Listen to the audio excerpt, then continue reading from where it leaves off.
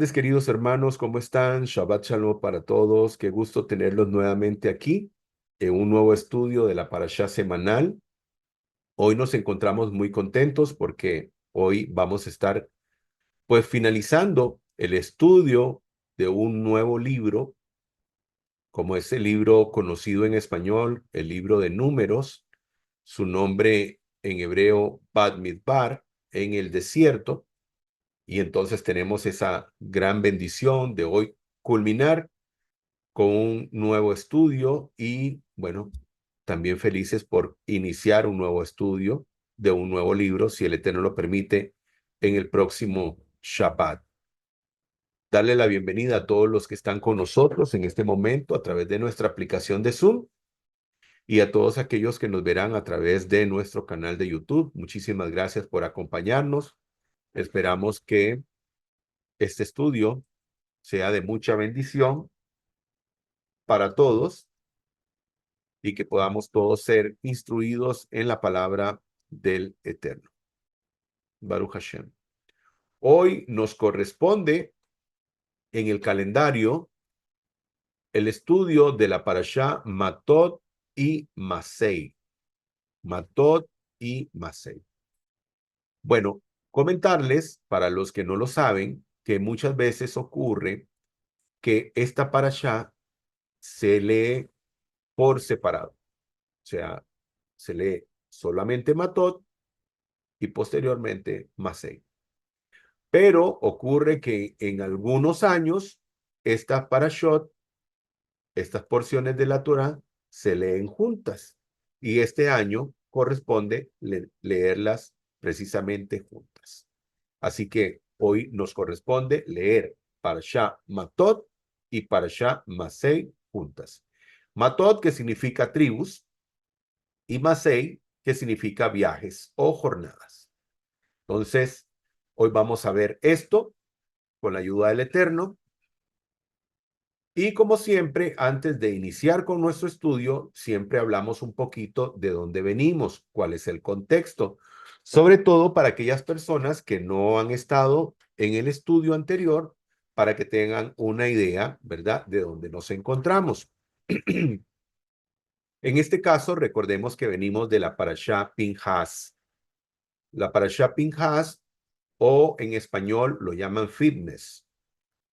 En esa parashá pudimos ver que el Todopoderoso le entrega un pacto eterno a Pinhas, quien fue la persona que tomó una lanza, que habían ingresado dos blasfemos al campamento, porque resulta que los madianitas habían, por pedido de los moabitas, servido como una especie de anzuelo a través de sus mujeres, permitieron que sus mujeres se involucraran sexualmente con los israelitas, pero lo peor de todo no fue solamente esta situación de estos actos carnales, sino la situación de la abominación, de la idolatría a los que estas personas fueron expuestas, porque ellas sedujeron al pueblo de Israel, a los hombres israelitas, los que estaban solteros, para que estos,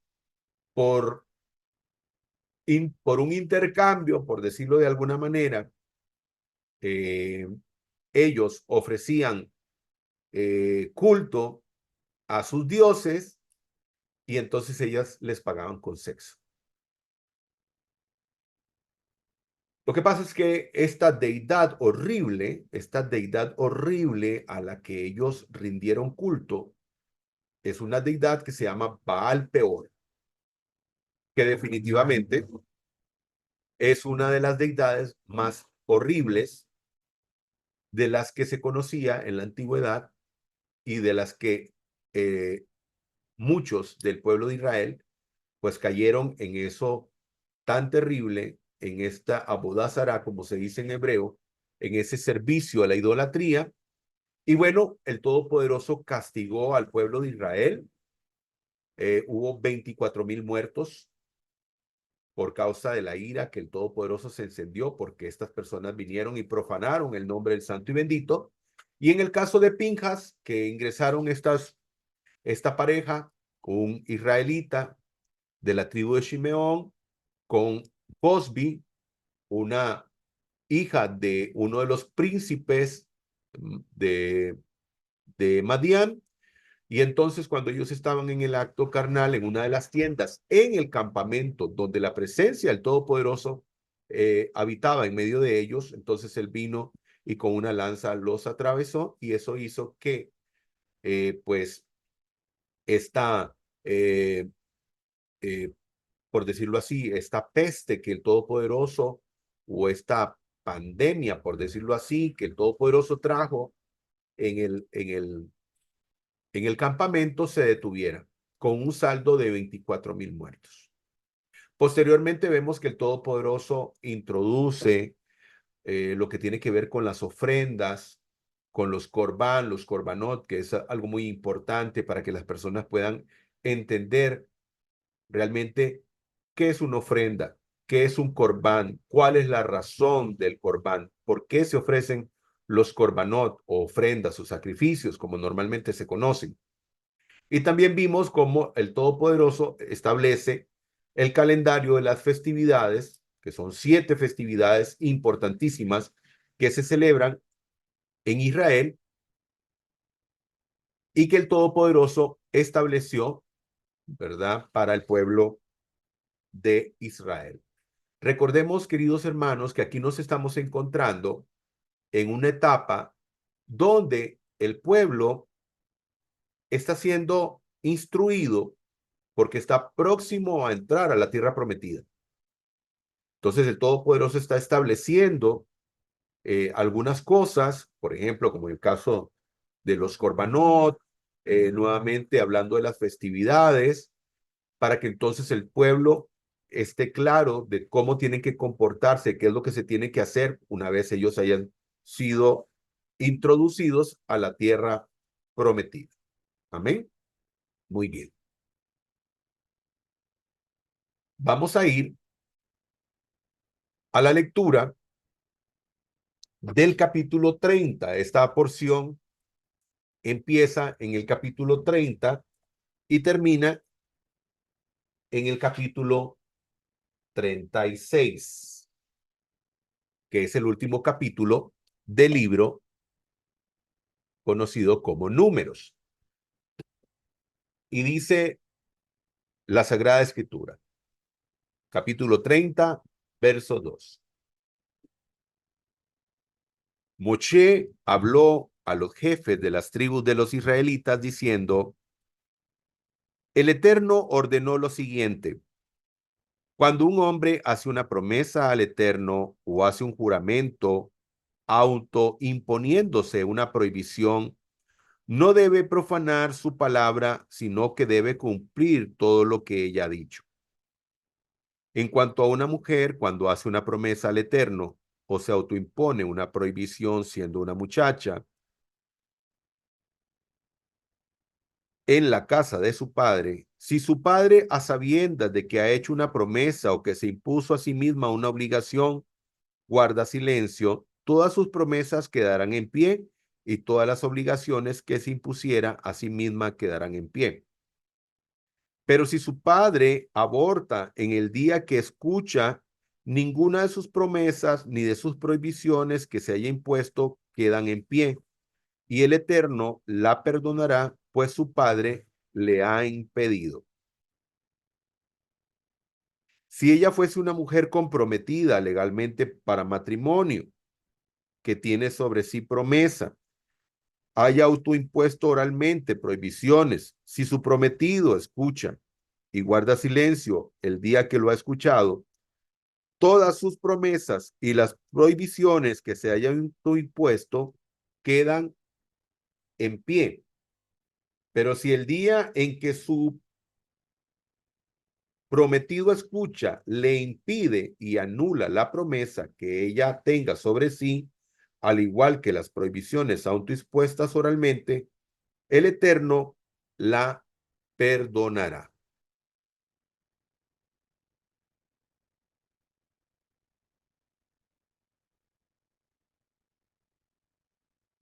Toda promesa de una viuda divorciada, toda autoprohibición que se haya impuesto, tiene plena vigencia. Si una mujer hace una promesa o un juramento autoimponiéndose una prohibición estando ya casada, si su esposo escuchó y guardó silencio y no se lo impidió, todas sus promesas y todas las prohibiciones que se haya autoimpuesto quedarán firmes, en pie. Pero si su esposo los anula en el día que escucha, ninguna de las promesas o autoprohibiciones que ella haya expresado quedan en pie. Como su esposo las anuló, Hashem las perdona. Toda promesa o toda prohibición que ella se imponga y que impliquen sufrimiento para ella, su esposo las puede confirmar o bien su esposo las puede anular. Ahora, si su esposo guarda silencio durante todo el día, confirma todas las promesas o todas las prohibiciones que ella haya asumido. Las confirma por el hecho de haber permanecido en silencio todo el día. Ahora, si su esposo guarda silencio durante todo el día, las confirmará. Las confirma por el hecho de haber permanecido en silencio el día que la escuchó. Y si él las anulase después de haberlas escuchado, y si él las anulase, él y no ella cargará la iniquidad. Esos son los decretos que Hashem ordenó a Moshe entre el hombre y su mujer, entre el padre y su hija, siendo ella una muchacha en casa de su padre. Baruch Hashem.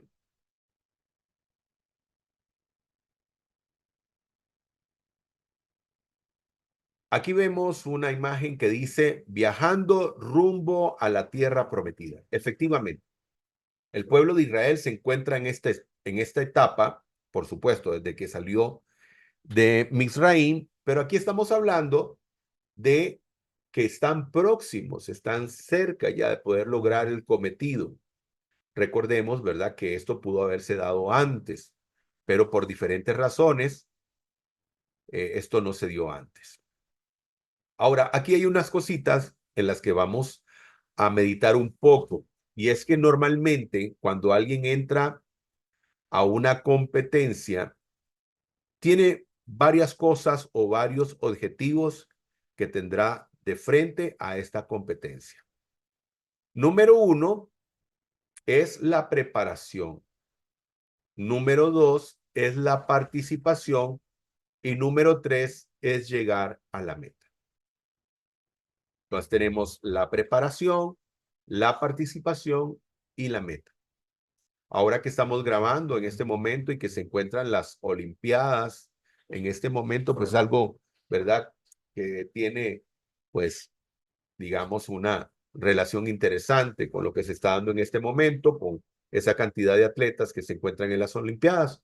Todos ellos se han preparado, están participando y su meta es poder lograr no solamente la participación, sino poder venir y ganar una medalla para su pueblo, para su nación, para su país.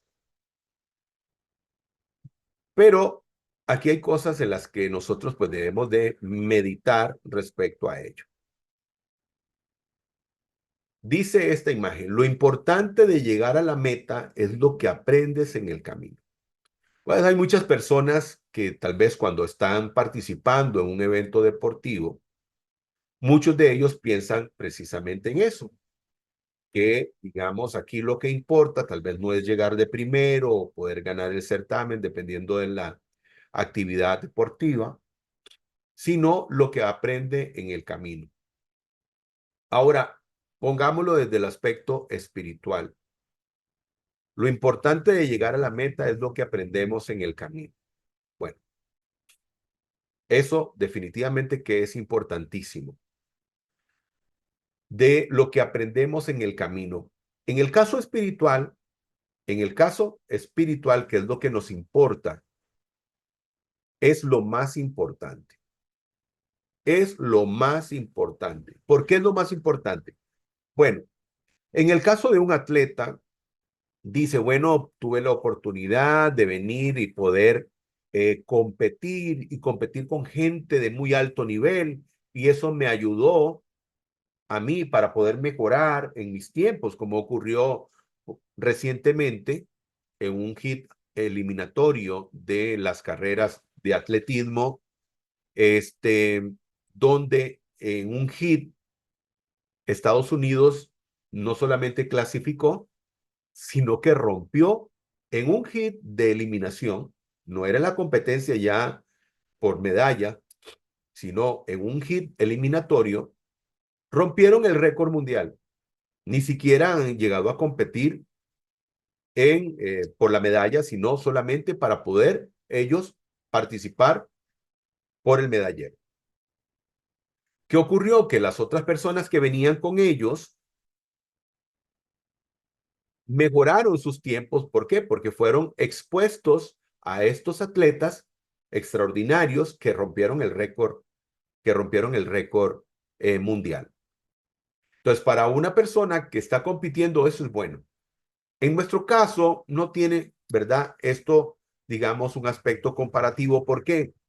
Porque para nosotros, lo que nosotros vamos aprendiendo en el camino, por ejemplo, en este caso, este estudio y todos los estudios que realizamos todos los meses, porque nosotros, para las personas que nos ven por primera vez y tal vez no lo saben, nosotros estudiamos la Torá durante un año y terminamos el estudio de la Torá y el próximo año volvemos a empezar nuevamente el estudio.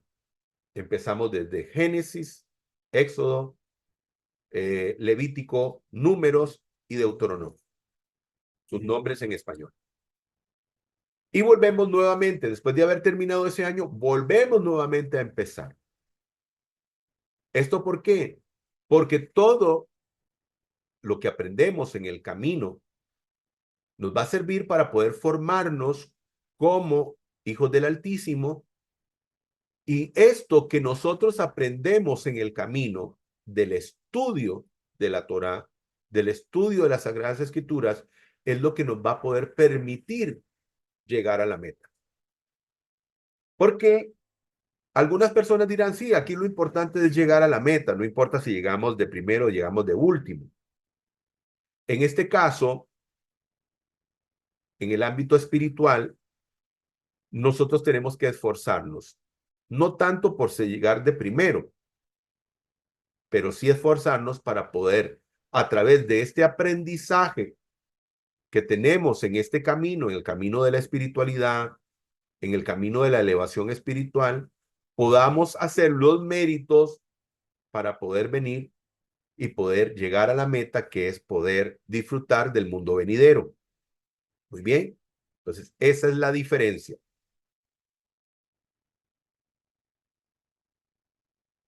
Dice esta imagen, la vida es una experiencia de aprendizaje solo si aprendes.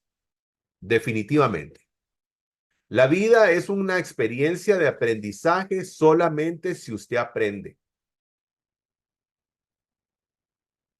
Aquí no es importante la participación, ¿ok? Aquí no es de importancia la participación. No, en el ámbito espiritual no es de importancia la participación. Aquí lo importante es que usted, en medio de su participación, pueda aprender y pueda elevarse espiritualmente hablando.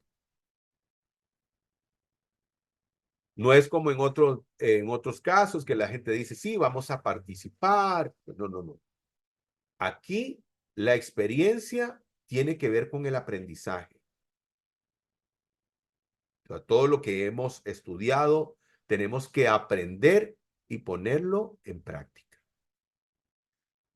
De nada sirve sencillamente participar, como alguien que, digamos, viene y sencillamente es parte de una comunidad, escucha, pero no aprende, escucha, pero no pone en práctica, no está haciendo absolutamente nada. No está absolutamente haciendo nada. Ahora, es muy importante pensar en ello. Las personas que están en las Olimpiadas, para poder participar en ellas, tuvieron que esforzarse y tuvieron que prepararse adecuadamente para poder llegar hasta allá y poder ser tomados en cuenta, porque no es solamente que alguien quiera participar, no es así, sino que tienen que tener un nivel grande para poder ser tomados en consideración por el Comité Olímpico y poder llegar y participar en las Olimpiadas. O sea, en este momento, los mejores atletas del mundo están participando ahí.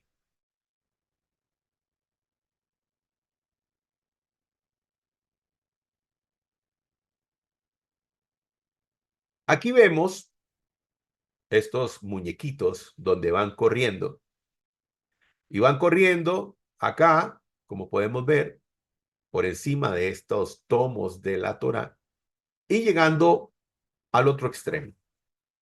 Entonces, eso es, digamos, lo que nosotros hacemos. Nosotros venimos y vamos por este camino aprendiendo de la Torá para poder llegar realmente a la meta, que es lo que todos anhelamos. No solamente es caminar, no es solamente participar, porque recuerden una cosa, el que participa no alcanza un premio.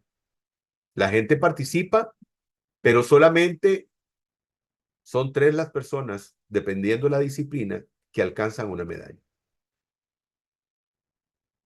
Tenemos medallistas con medalla de oro, medallistas con medallas de plata y medallas de bronce. En el caso de la espiritualidad, no hay oro, plata o bronce. Es llegas o no llegas. Aquí no vale la participación. Y eso es algo que usted tiene que comprender y atesorar en su corazón de que aquí no vale la participación. Aquí lo que vale es que tú te prepares de manera tal que puedas llegar a la meta, que puedas venir y cumplir el objetivo. Y el objetivo es que el Todopoderoso te pueda tomar en consideración y en cuenta para que puedas ser tú alguien que pueda disfrutar del mundo venidero. No solamente se trata de participar. Dice Proverbios 6:23, un pasaje de referencia, porque el mandamiento es candela y la enseñanza es luz, y camino de vida las reprensiones del castigo. Dice, porque el mandamiento es candela y la enseñanza es luz, y camino de vida las reprensiones del castigo. O sea, todo esto es para el aprendizaje de cada uno de nosotros en la vida. Los mandamientos y la enseñanza del Todopoderoso son reprensiones que recibimos para poder, ¿verdad?, llegar a la meta.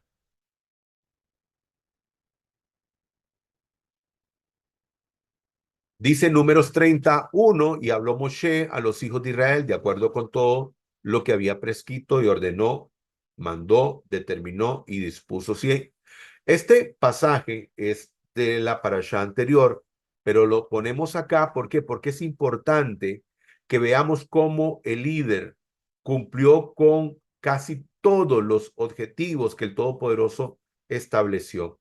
Y a pesar de ello, recordemos que Moshe, a pesar de todo su esfuerzo y todo, no logró poder entrar a la tierra prometida. A pesar de que, como dice acá, habló Moshe a los hijos de Israel de acuerdo con todo lo que había prescrito, ordenado, mandado, determinado y dispuesto el Todopoderoso. Y esto nos tiene que también llamar a la reflexión, queridos hermanos, en el sentido de que tenemos que esforzarnos mucho. Imagínense, Moshe Rabenu. Ahora, esto no es para que se te bajen las llantas, como dicen popularmente, para que venga tristeza a tu vida. No, para más bien esforzarte más, para que te esfuerces más. Es importante que tú sepas que esto de la espiritualidad, del servicio al Eterno, no es una cuestión de participación. Aquí está en juego nuestro futuro eterno. Eso es lo que está en juego. Y todo dependerá precisamente de la enseñanza, de la instrucción y del aprendizaje. Cuando alguien aprende, esa persona cuando aprende, pone en práctica. Cuando alguien aprende, pone en práctica. Esa es la idea, que pongamos en práctica todo lo que hemos aprendido. Ya en el verso 2 dice, habló Moshe a los jefes de las tribus de los hijos de Israel, diciendo, esto lo que ha prescrito Adonai. Y entonces hablando con respecto a los votos, los diferentes tipos de votos, y entonces algo muy importante aquí es honra tu palabra siempre. Hemos aprendido muchísimo con respecto al poder de las palabras, pero sobre todo cuando tú le haces una promesa al Todopoderoso. Esto es una situación muy, muy peligrosa, en el sentido de que tú hagas una promesa al Todopoderoso y no la cumplas. Ahora, esto de honrar nuestra palabra no solamente lo aprendemos para aplicarlo en el ámbito espiritual, sino también es algo que tenemos que aplicarlo en el ámbito natural, porque todo lo que aprendemos lo tenemos que poner en práctica. Entonces, usted tiene que saber honrar su palabra. Usted tiene que saber honrar su palabra. Cuando usted viene y se compromete con una persona en algo, usted tiene que cumplir. Porque incluso hasta eso, aunque usted no esté haciendo un voto al Todopoderoso, cuando usted le da su palabra a una persona, usted tiene que cumplir esa palabra también. Así que tenemos que ser responsables con el empeño de nuestra palabra. Por lo tanto, tenemos que ser cuidadosos cuando nosotros nos comprometemos con algo. Y con mucha más razón cuando nos comprometemos en un voto con el Todopoderoso. El voto de la hija, el Todopoderoso habla con respecto al voto de la hija, que si la hija hace un voto y esta hija vive bajo el techo, bajo la cobertura del padre de familia, y el padre de familia se da cuenta que su hija ha hecho un voto, él tiene la posibilidad de anular ese voto. Él tiene la posibilidad, aunque su hija haya tomado la decisión, él tiene la posibilidad, si él no está de acuerdo con ese voto, él tiene la potestad delante del Todopoderoso para poder prohibir y que eso quede en firme. Ahora, si el padre de familia, escuchando lo que su hija le ha propuesto al Todopoderoso y queda en silencio, queda en firme ese voto. El voto de la esposa. También, si la esposa viene y hace un voto al Todopoderoso, cualquiera que fuera el voto, y el esposo escucha, y el esposo no está de acuerdo con este voto, el esposo puede anular el voto de la esposa.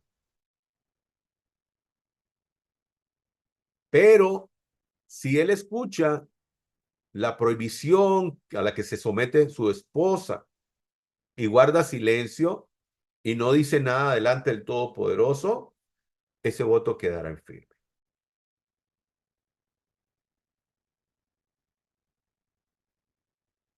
Dice el verso 17, estas son las leyes que ha prescrito Adonai a Moshe entre el hombre y su esposa, entre el padre y su hija, en sus mocedades, en la casa de su padre.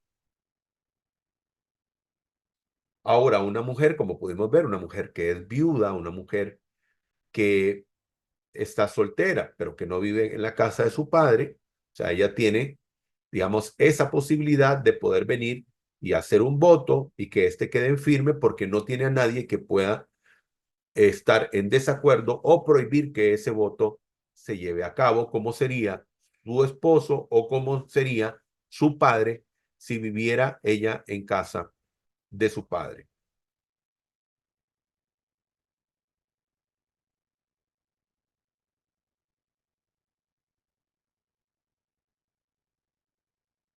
Aquí vemos algo muy importante y esto va dirigido a los padres de familia, al esposo. La responsabilidad que tiene el hombre como esposo y como padre de familia. Pero también la familia tiene que ver la responsabilidad que tiene el padre y el esposo delante del Eterno. Por lo tanto, el padre de familia tiene que ser un buen padre y un buen esposo,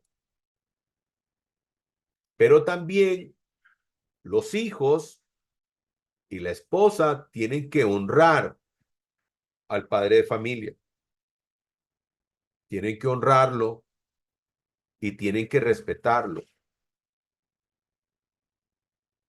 porque tienen que pensar en ello. La responsabilidad del padre, del esposo en el hogar es grande y es a través de él que viene la bendición también a la familia. La bendición puede venir por la madre, por supuesto, puede venir por los hijos, por supuesto que sí, pero no podemos negar el hecho de que la mayor responsabilidad para que esa bendición venga a la familia es a través del padre. Y por lo tanto, toda la familia tiene que ayudar para que eso se dé. Los hijos tienen que ser buenos hijos. La esposa tiene que ser una buena esposa. Por supuesto que el esposo tiene su responsabilidad como buen esposo y como buen padre de familia. Pero aquí la familia tiene toda que unirse y ayudar en esta responsabilidad del padre de familia y del esposo. Tienen que aportar, tienen que ayudar, tienen que juntos ayudar a que el padre de familia se eleve. Porque hay hijos contumaces, hay hijos que no hacen caso a los padres de familia y que hacen, lastimosamente, acarrean dolor a la casa, acarrean dolor a la familia, acarrean dolor al padre de familia. La responsabilidad en el hogar del crecimiento espiritual de la familia reside, reside en el padre y en la madre, pero principalmente en el padre de familia. Así que esposos, padres de familia, tenemos una gran responsabilidad delante del Todopoderoso. Y familias, ustedes también tienen una responsabilidad muy grande en poder ayudar y favorecer a que el esposo, a que el padre de familia pueda también cumplir con su cometido.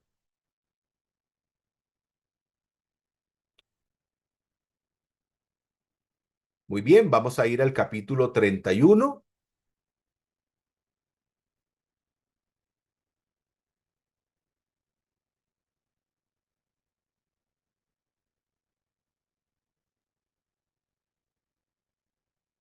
Capítulo 31, verso 1.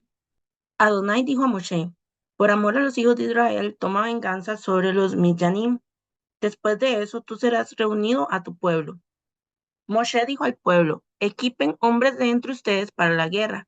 Ellos irán y pelearán con Midyam para poder llevar a cabo la venganza de Adonai sobre Midyam. Mandarás a la guerra 1000 hombres de cada tribu de Israel.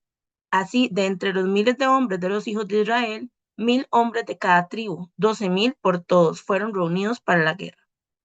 Moshe los mandó 1000 de cada tribu a la guerra. Él los mandó y a Pinjas, el hijo de Eleazar, el Cohen, a la guerra, con utensilios kadoshim y las trompetas para sonar la alarma a su cargo. Ellos pelearon contra Midian como Adonai había ordenado a Moshe y mataron a todos los varones. Ellos mataron a los reyes de Midian junto con los otros que fueron muertos: Evi, Rekem, Sur, Ur y Reba, los 5 reyes de Midian. Ellos también mataron a Bilam, el hijo de Beor, con la espada. Los hijos de Israel tomaron cautivos a las mujeres de Midian y a sus pequeños, y ellos tomaron como botín todo su ganado, rebaños y otros bienes. Prendieron fuego a todas sus ciudades en las áreas donde ellos vivían y en todos sus campamentos. Ellos tomaron todo el botín, toda la gente y animales que habían capturado, y trajeron a los cautivos botín y despojos a Moshe, Eleazar el Cohen y a la congregación de los hijos de Israel en el campo de las llanuras de Moab, junto al Jardín al otro lado de Jericó. Moshe, Eleazar, el Cohen y los jefes de la congregación fueron a recibirlos fuera del campamento. Pero Moshe estaba furioso con los oficiales del ejército, los comandantes de miles y los comandantes de cientos que venían del campo de batalla. Moshe les preguntó, ¿ustedes dejaron a las mujeres vivir? Pues estas son las que a causa del consejo de Bilán causaron que los hijos de Israel se rebelaran, rompiendo la fidelidad con Adonai en el incidente de Peor, y la plaga brotó dentro de la congregación de Adonai. Ahora maten a todo varón entre los pequeños y maten a toda mujer que haya dormido con un hombre, pero a las muchachas jóvenes que nunca hayan dormido con un hombre mantengan vivas para ustedes.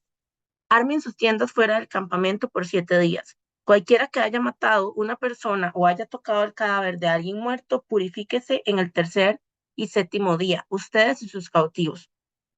También todo artículo sea de piel o de pelo de cabra y todo lo hecho de madera. Eleazar, el Cohen, dijo a los soldados que habían ido al frente. Esta es la regulación de la Torá, la cual Adonai ordenó a Moshe. Aun cuando el oro, plata, bronce, hierro, latón y plomo puedan soportar el fuego, para que así ciertamente purifiquen lo hecho de estos materiales pasándolo por fuego, no obstante, ellos también lo purificarán con el agua para la purificación.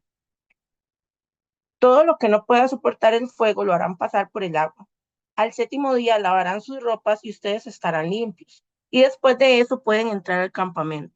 Adonai dijo a Moshe, toma todo el botín, ambos gente y animales, tú, Eleazar el Cohen y los jefes de los clanes de la congregación, y divide el botín en dos partes, la mitad para los soldados escogidos que salieron a la batalla y la mitad para el resto de la congregación.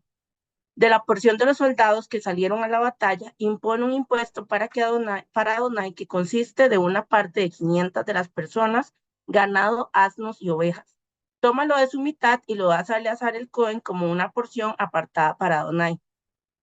De la mitad que va para los hijos de Israel, tomarás una parte de 50 de las personas y del ganado, asnos y ovejas. Esto es de todos los animales y los das a los levín que se ocupan del tabernáculo de Adonai. Moshe y Eleazar el Cohen hicieron como Adonai ordenó. El botín, aparte de los soldados, el botín, aparte de lo que los soldados habían saqueado, fue de 675,000 ovejas, 3,372 reses, 3,461,000 asnos y 32,000 personas por todo que consistía de mujeres que nunca habían dormido con un hombre. La mitad, que era la porción de los soldados que salieron a pelear, era de 337,500 ovejas, de lo cual el tributo de Adonai fue de 675. 36,000 reses, la cual la porción de Adonai fue de 72. 30,500 asnos, de la cual el tributo de Adonai fue de 61. Y 16,000 personas, de las cuales el tributo de Adonai fue de 32 personas. Moshe dio el tributo apartado para Adonai a Eleazar el Cohen como Adonai le había ordenado a Moshe. De la mitad que fue a los hijos de Israel, que Moshe separó de lo que los hombres fueron a pelear, ahora la mitad de la congregación consistió en 337,500 ovejas, 44,360 reses, 45,305 asnos y 16,000 personas. De la mitad de los hijos de Israel, Moshe tomó una parte de 50 de las personas y animales y los dio a los levín que están a cargo del tabernáculo de Adonai, como Adonai había ordenado a Moshe. Los oficiales a cargo de los miles que pelearon, los comandantes de miles y los comandantes de cientos, se acercaron a Moshe y le dijeron, tus sirvientes han contado a todos los soldados bajo nuestro mando y ni uno de nosotros falta. Hemos traído una ofrenda para Adonai, lo que cada hombre ha obtenido en la forma de joyas, manillas, brazaletes, anillos de señal, aretes y cintos, para hacer expiación para nosotros delante de Adonai. Moshe y Eleazar el Cohen aceptaron su oro, todas las joyas, todo el oro en estas ofrendas que los comandantes de miles y los comandantes de cientos apartaron para Adonai pesaba 420 libras, porque los soldados habían tomado el botín cada hombre por sí mismo. Moshe y Eleazar el Cohen tomaron el oro de los comandantes de miles y de cientos, y lo trajeron al tabernáculo del testimonio como recordatorio para los hijos de Israel delante de Adonai. Amén.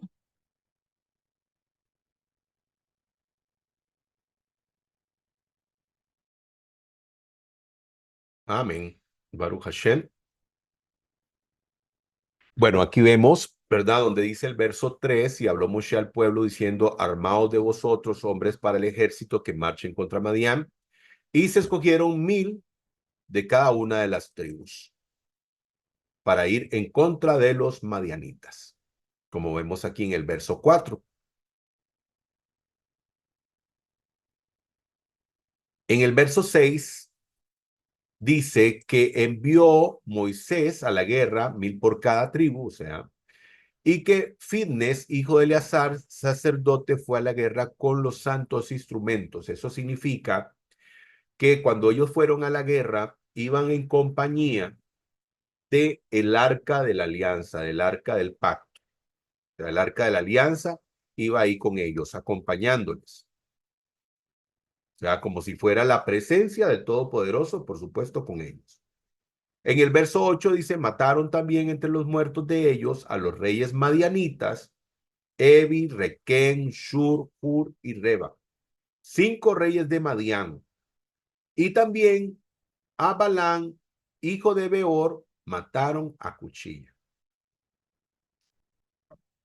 Hay algo muy interesante que también voy a comentar aquí, y es que aquí, si ustedes se ponen a ver, es muy importante para la Torá hablar del padre de familia.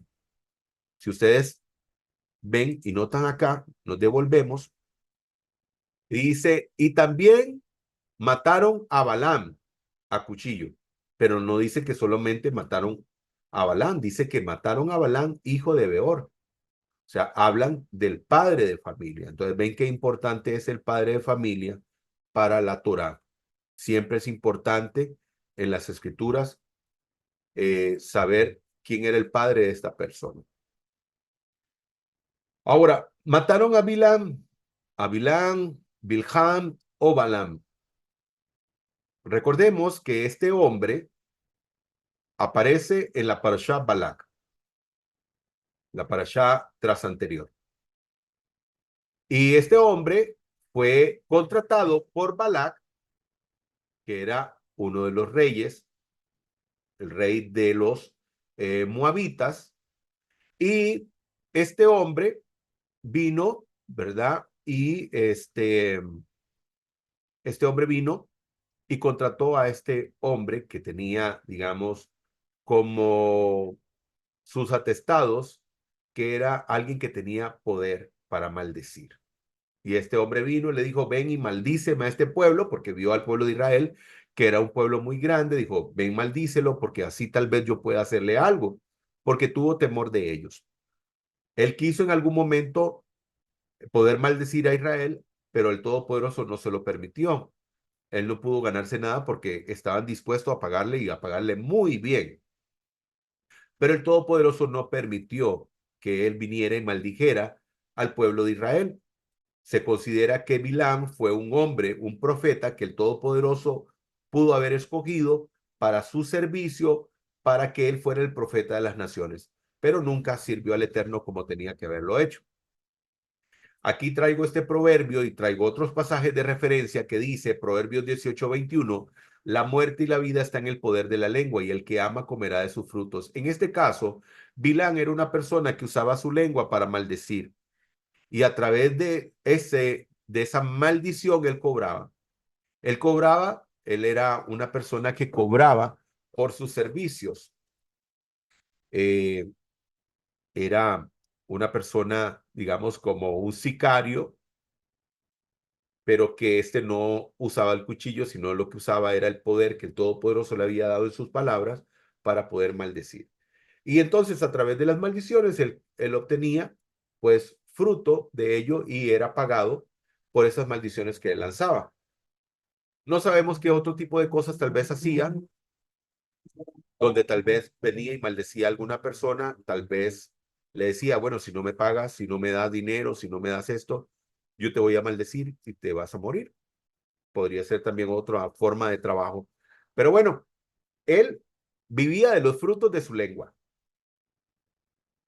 Dice el Salmo 34:21, la maldad hará muerte al impío, y los que aborrecen al justo serán condenados. Y aquí vemos que se cumple esa palabra, la maldad dará muerte al impío. Bilam era un impío.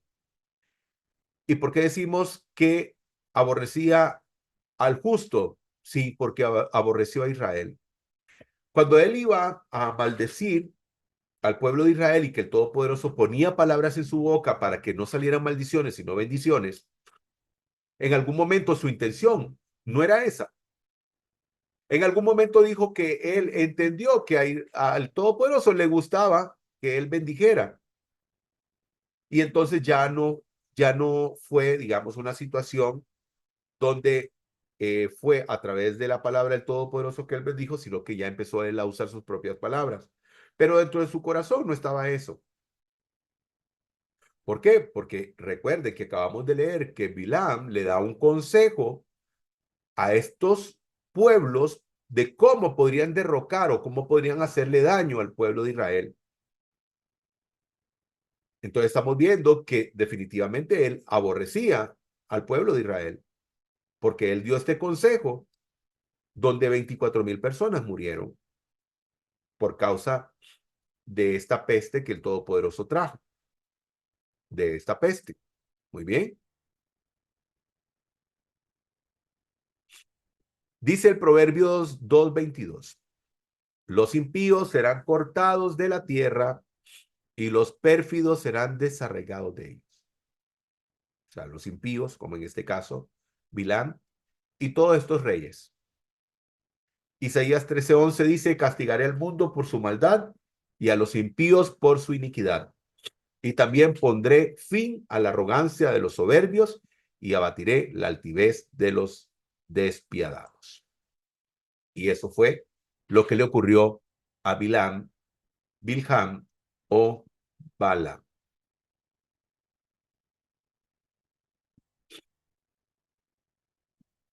Le dijo a ellos Moshe, ¿habéis dejado vivir alguna mujer? He aquí que ellas entregaron a los hijos de Israel por palabra de Bilam, ¿ven?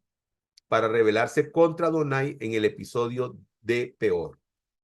Y hubo mortandad en la congregación del Eterno, 24,000. En el verso 18 dice, pero a las mujeres infantes que no han conocido varón, dejarlas vivir.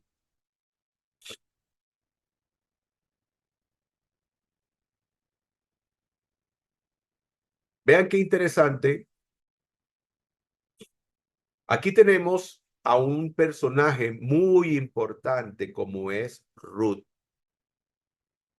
Y de estos pueblos a los que el Todopoderoso ordenó que se castigara por causa de su confabulación, como en este caso que ahorita eh, varios países como Irán, como los hutíes de Yemen, los de Hezbollah que están en el Líbano y los de Hamas que están en este momento queriendo unir fuerzas para poder combatir al pueblo de Israel.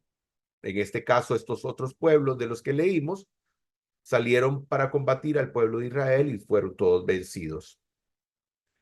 Pero vemos que interesante porque tal vez usted se pregunta, bueno, ¿y qué pasó con todas estas personas que fueron tomadas, cautivas?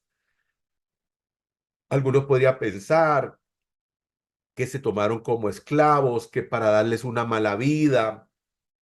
Bueno, recuerden que Ruth era una moabita. Ruth era una moabita. Y posiblemente la existencia de Ruth se debió a la vida que fue perdonada de todas aquellas niñas, jovencitas, que no habían tenido relaciones en algún momento, que eran vírgenes. Y entonces a ellas se les perdonó la vida y se les permitió vivir. Y de ellos, pues aquí tenemos a Ruth, que Ruth se convirtió ni más ni menos que en la bisabuela del rey David. Se convirtió en la bisabuela del rey David. Y esto nos enseña que el pueblo de Israel es un pueblo que se maneja por ética.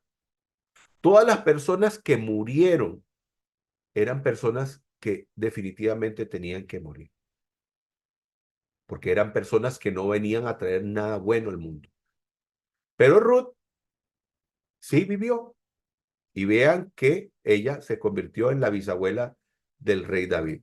Aquí hay un pasaje de precisamente un libro que se llama el libro de Ruth, capítulo 2, verso 2, donde la vemos conversando con Noemí, su suegra, y le dice Ruth, la moabita, dijo a Noemí, te ruego que me dejes ir al campo y recoger espigas en pos de aquel a cuyos ojos hallere gracia. Y ella respondió, ve, hija mía. ¿Por qué? Porque vemos que Noemí, que era israelita, amaba a Ruth, porque Ruth se había convertido como una hija. Recordemos que Ruth estuvo casada con uno de los hijos de Noemí, pero que él falleció, y entonces Ruth decidió quedarse con su nuera, vivir al lado de ella. Incluso le dijo, tu pueblo será mi pueblo y tu Dios será mi Dios. Ese fue el pacto en el que entró Ruth con su suegra Noemí. Números 31:19 dice, y vosotros quedaos fuera del campo 7 días, y todos los que hubieran matado persona y cualquiera que hubiera tocado un cuerpo muerto. Recordemos que esto es contaminante. Recordaremos que tuvimos la oportunidad de estudiar la Parashá Saría y Mepsorá, donde se habla de los tipos de contaminación, y entre ellos la contaminación por causa de muerte. Entonces, estas personas que habían ido a la guerra, pues tenían que purificarse para poder estar bien en el campamento. Si algunos dicen, algunos entendidos dicen que no era necesario, que ellos tenían la posibilidad de poder entrar al campamento, pero que lo ideal era que ellos pudieran purificarse fuera del campamento para poder entrar nuevamente y así no contaminar ni a persona ni algún utensilio o algo, ¿verdad?, del campamento. Recordemos que en el campamento está la presencia del Todopoderoso. Y dice acá, censa a los apresados y a los capturados en personas y animales, y entonces se hizo el censo y se dio la cantidad de tanto de animales y personas que habían capturado. Y dijeron a Moisés, tus siervos han hecho el recuento de los hombres de guerra que están a cargo nuestro, y no falta ninguno. Vean qué increíble, qué impresionante esto, queridos hermanos, donde la Torah nos enseña que fueron este ejército a pelear contra los enemigos, y ¿cuántas bajas tuvieron? Ninguna. Eso nos enseña, como en este pasaje de referencia, Salmo 32, verso 7, dice, tú eres mi refugio, tú me protegerás del peligro y me rodearás con cánticos de liberación. Y vemos la protección del santo y bendito es para su pueblo. De todos los que salieron a la guerra, ninguno murió. Nos damos cuenta que ahí la presencia y la protección del Todopoderoso estuvo con el pueblo de Israel. Y dice el verso 54, y tomó Moshe a Elazar, el sacerdote, del oro de los jefes de millares y de cientos, y lo trajeron a la tienda de reunión, remembranza para los hijos de Israel ante Adonai. Muy bien, vamos a ir al capítulo 32.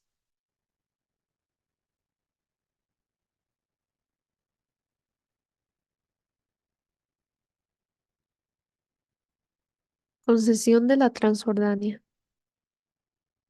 Los hijos de Rubén y los hijos de Gad poseían numerosos y muy importantes rebaños, y vieron que la tierra de Jazer y la tierra de Galad eran un lugar apropiado para el ganado. Y los hijos de Gad y los de Rubén fueron y hablaron a Moisés, al sacerdote Eleazar y a los jefes de la asamblea, diciendo: Atarot, Dibón, Hazer, Nimra, Esbón, Eleale, Sebán, Nebo y Beón. La tierra que Adonai azotó en presencia de la asamblea de Israel es tierra de ganado, y tus siervos tienen ganado. Por tanto, dijeron, si hemos hallado gracia ante tus ojos, que se dé esta tierra a tus siervos en propiedad. No nos hagas pasar el Jordán. Entonces Moisés respondió a los hijos de Gad y a los hijos de Rubén, ¿irán vuestros hermanos a la batalla y vosotros os quedaréis aquí? ¿Por qué desanimáis el corazón de los hijos de Israel, para que no pasen la tierra que Adonai les ha dado? Así hicieron vuestros padres, cuando los envié de Cades Barnea a explorar el país. Subieron hasta el valle de Escol y al ver la tierra desanimaron el corazón de los hijos de Israel, para que no entraran a la tierra Adonai, que Adonai les había dado. Aquel día se encendió la ira de Adonai y juró diciendo, los varones de 20 años arriba que subieron de Egipto no verán la tierra por la cual he jurado a Abraham, Isaac y Jacob, por cuanto no fueron íntegros en pos de mí, excepto Caleb ben Jefone, Ceneseo y Josué ben Nun, que fueron íntegros en pos de Adonai. Se encendió entonces la ira de Adonai contra Israel, y los hijos andar errantes 40 años por el desierto, hasta que toda aquella generación que había obrado mal ante los ojos de Adonai se extinguió. Y aquí vosotros surgís en lugar de vuestros padres. Rale a hombres pecadores, para aumentar aún más el ardor de la ira de Adonai contra Israel. Si os volvéis en pos de él otra vez, os volverá a dejar en el desierto, y destruiréis a todo el pueblo. Entonces ellos se les acercaron y dijeron, construiremos aquí corrales para nuestro ganado y ciudades para nuestros pequeños. Pero nosotros nos armaremos e iremos con diligencia al frente de los hijos de Israel, hasta que los hayamos introducido a su lugar. En tanto, nuestros pequeños vivirán en ciudades fortificadas, por causa de los habitantes del país. No volveremos a nuestras casas hasta que los hijos de Israel posean cada uno su heredad, y no tomaremos heredad con ellos al otro lado del Jordán ni más allá, porque tendremos ya nuestra heredad en esta parte del Jordán, al oriente. Moisés le respondió, si hacéis tal cosa, si os preparáis para ir delante de Adonai a la batalla, y todo hombre armado entre vosotros cruza el Jordán delante de Adonai, hasta que haya expulsado a sus enemigos de su presencia, y la tierra haya quedado subyugada ante Adonai, y os volveréis. Entonces quedaréis absueltos para con Adonai y para con Israel, y esta tierra será vuestra propiedad delante de Adonai. Pero si no lo hacéis así, he aquí habréis pecado contra Adonai. Y sabed que vuestro pecado os alcanzará. Construíos pues ciudades para vuestros pequeños, y rediles para vuestros rebaños, y haced lo que ha proferido vuestra boca. Entonces los hijos de Gad y los hijos de Rubén hablaron a Moisés diciendo, tus siervos harán tal cosa como mi señor ha ordenado. Nuestros pequeños, nuestras mujeres, nuestro ganado y todos nuestros animales quedarán allí en las ciudades de Galat. Pero tus siervos, todos los hombres armados del ejército, desfilarán ante Adonai para la batalla, tal como mi señor está hablando. Entonces Moisés los encomendó a Eleazar, el sacerdote, a Josué ben Nun y a los jefes de la familia de las tribus de los hijos de Israel. Y Moisés les dijo, si los hijos de Gad y los hijos de Rubén cruzan con vosotros el Jordán, armados todos para la guerra, delante de Adonai, y el país es sometido ante vosotros. Les daréis la tierra de Galaad en propiedad. Pero si no pasan armados con vosotros, entonces tendrán propiedad en medio de vosotros en la tierra de Canaán. Y los hijos de Gad y los hijos de Rubén respondieron diciendo, haremos lo que Adonai ha hablado a tus siervos. Nosotros pasaremos armados delante de Adonai a la tierra de Canaán, pero la propiedad de nuestra heredad estará a este lado del Jordán. Y Moisés dio a los hijos de Gad y a los hijos de Rubén y a la media tribu de Manasés ben José el reino de Sehón, rey amorreo, y el rey de Og, rey de Basán, la tierra con sus ciudades, con sus territorios, y las ciudades del país circundante. Y los hijos de Gad construyeron Dibón, Atarot, Aroer, Atarot Sopán, Jazer, y Jopeja, y Bet-Nimra, y Bet-Arán, ciudades fortificadas, y también rediles para el rebaño. Y los hijos de Rubén construyeron Esbón, Eleale, Kiriataim, Nebo y Baal-Meón, cambiadas de nombre, y Sibma, y llamaron por sus nombres las ciudades que reedificaron. Fueron también los hijos de Maquir ben Manasés a Galaad y la capturaron, y desposeyeron a los amorreos que estaban en ella. Y Moisés dijo a Galaad, a Maquir ben Manasés, y habitó en ella. También Fair ben Manasés fue y se apoderó de sus aldeas, y les puso el nombre de Jabot Jair. Asimismo, Noa fue y capturó Kenat y sus aldeas, y conforme a su nombre la llamó Noa.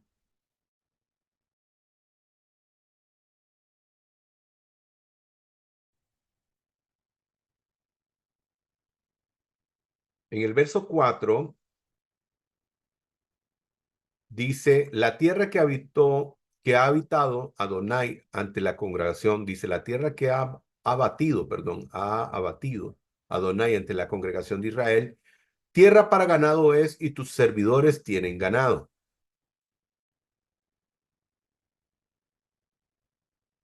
Y entonces aquí vemos cómo estos miembros de Israel le hablan a Moisés y le dicen, esta tierra es una tierra muy buena. Estaban hablando antes de cruzar el río Jordán.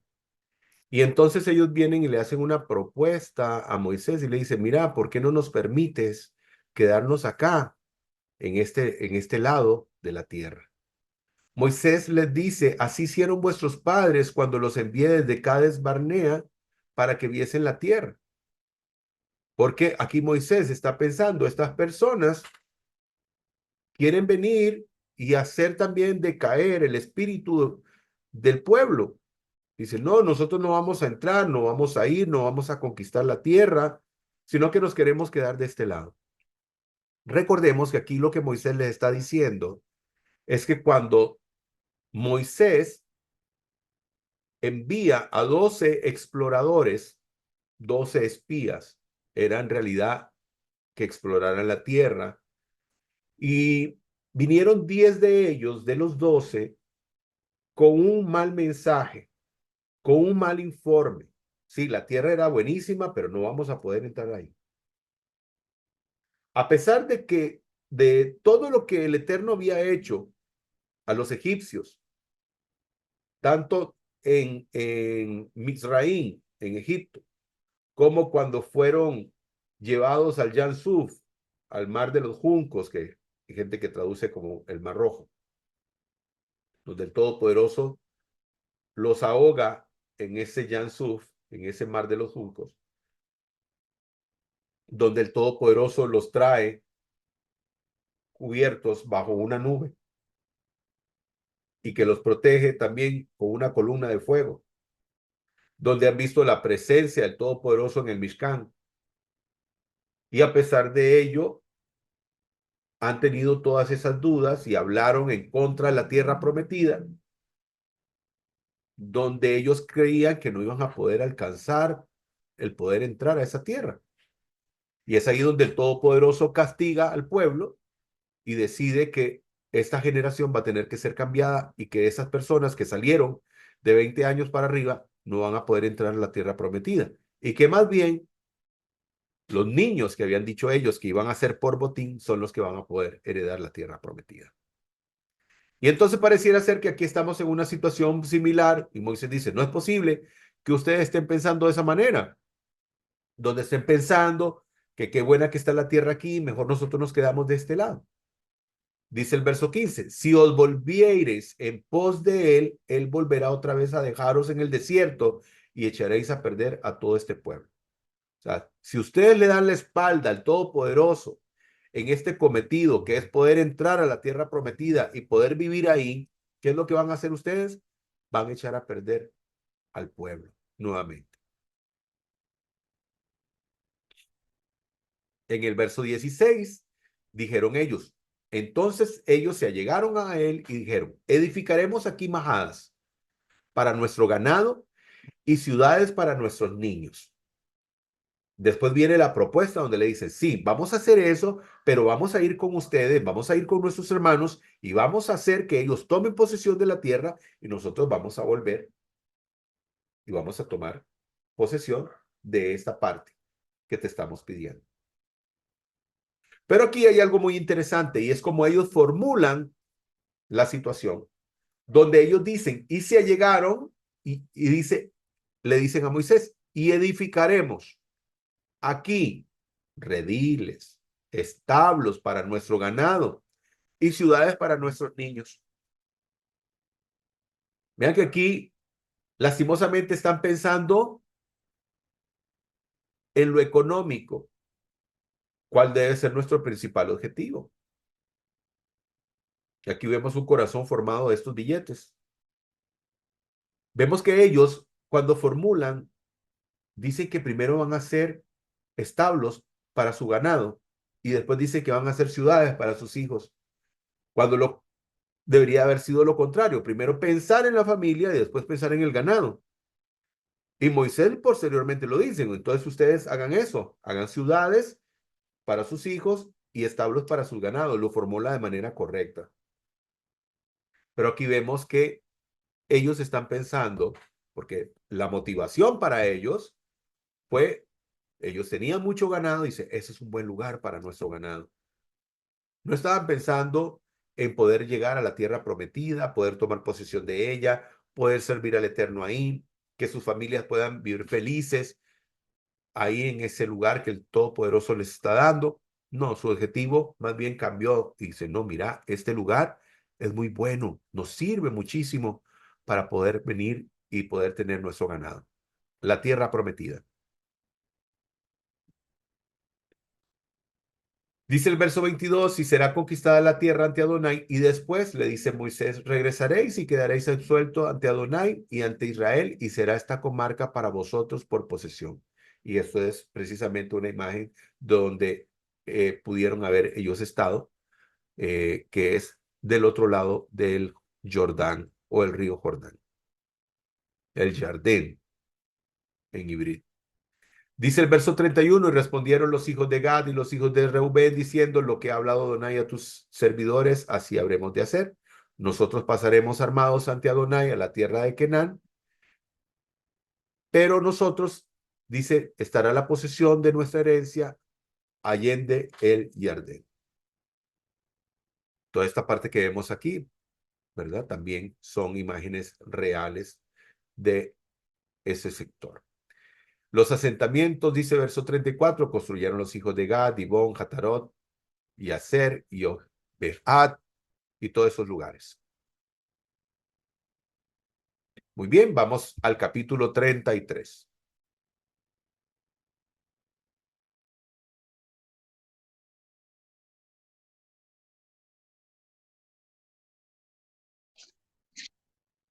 Desde Egipto al Jordán. Estas son las jornadas de los hijos de Israel cuando salieron de la tierra de Egipto por escuadrones, bajo el mando de Moisés y Aarón. Por mandato de Adonai, Moisés escribió los puntos de salida según sus jornadas, y estas son sus jornadas conforme a sus puntos de partida. Partieron de Ramesés en el mes primero, el día 15 del mes primero, a la mañana siguiente de la Pascua. Salieron los hijos de Israel con mano poderosa a la vista de todos los egipcios. Mientras los egipcios enterraban a todos sus primogénitos, a los que Adonai había herido de muerte, también Adonai había ejecutado actos justicieros contra sus dioses. Partieron pues los hijos de Israel de Ramesés y acamparon en Sucot. Partieron de Sucot y acamparon en Etán, que está al borde del desierto. Partieron de Etán y se volvieron hacia Pi-Hahirot, que está delante de Baal-Zephón, y acamparon frente a Migdol. Partieron de Pi-Hahirot y pasaron por medio del mar hacia el desierto, y anduvieron 3 jornadas por el desierto de Etán y acamparon en Mara. Partieron de Mara y llegaron a Elín, donde había 12 fuentes de agua y 70 palmeras, y allí acamparon. Partieron de Elim y acamparon junto al Mar Rojo. Partieron del Mar Rojo y acamparon en el desierto de Zin.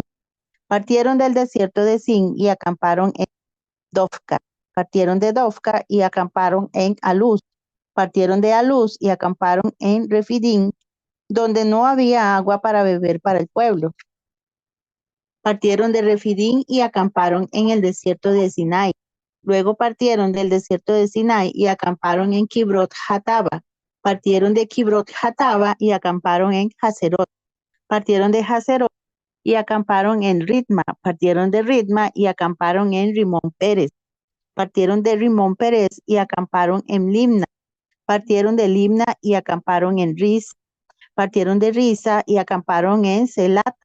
Partieron de Selata y acamparon en el monte Sefer. Partieron del monte Sefer y acamparon en Jarada. Partieron de Jarada y acamparon en Macelot. Partieron de Macelot y acamparon en Tahat. Partieron de Tahat y acamparon en Tara. Partieron de Tara y acamparon en Mitka. Partieron de Mitka y acamparon en Hasmona. Partieron de Hasmona y acamparon en Moserot. Partieron de Moserot y acamparon en Benei Jaacán. Partieron de Benei Jaacán y acamparon en Monte Hiddat. Partieron de Monte Hiddat y acamparon en Jotbat. Partieron de Jotbata y acamparon en Aprona. Partieron de Abrona y acamparon en Esión-Geber. Partieron de Esión-Geber y acamparon en el desierto de Sin, que es Cades. Partieron de Cades y acamparon en el monte Or, en la frontera de la tierra de Edom. Y por el dicho de Adonai, el sacerdote Aharón subió al monte Or y allí murió, a los 40 años de la salida de los hijos de Israel de la tierra de Egipto, en el mes quinto, el día primero del mes. Y Aharón tenía 123 años cuando murió en el monte Or. Entonces el rey de Arad cananeo, que habitaba en el Negev, en la tierra de Canaán, oyó de la llegada de los hijos de Israel. Entonces partieron del monte Or y acamparon en Salmona. Partieron de Salmona y acamparon en Funón. Partieron de Funón y acamparon en Obot. Partieron de Obot y acamparon en Ijebarim, frontera de Moab. Partieron de Ijeabarim y acamparon en Dibón Gat. Partieron de Dibón Gat y acamparon en Almón Diblataim. Partieron de Almón Diblataim y acamparon en los montes del Abarim, delante del Nebo. Partieron de los montes de Abarim y acamparon en las llanuras de Moab, junto al Jordán en Jericó. Finalmente acamparon junto al Jordán desde Bet-Jesimot hasta Abel-Sitim, en las llanuras de Moab. Habló Adonai a Moisés en las llanuras de Moab, junto al Jordán, frente a Jericó, diciendo: habla a los hijos de Israel y diles: cuando crucéis el Jordán hacia la tierra de Canaán, expulsaréis de delante de vosotros a todos los moradores del país y destruiréis todas sus esculturas y todas sus imágenes de fundición y destruiréis todos sus lugares altos. Tomaréis posesión de la tierra y habitaréis en ella, porque yo os he dado esa tierra para que la poseáis. Y os apropiaréis de la tierra echando suertes entre vuestras familias. Al grande aumentaréis su posesión, y al pequeño disminuiréis su posesión. Aquello que le toque en suerte a cada uno, suyo será. Tomaréis posesión según las tribus de vuestros padres.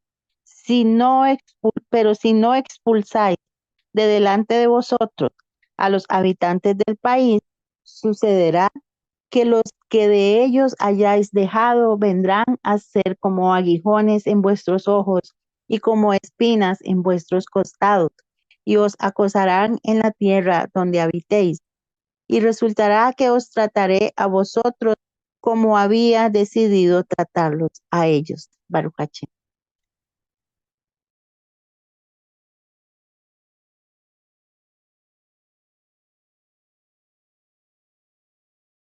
Baruch Hashem.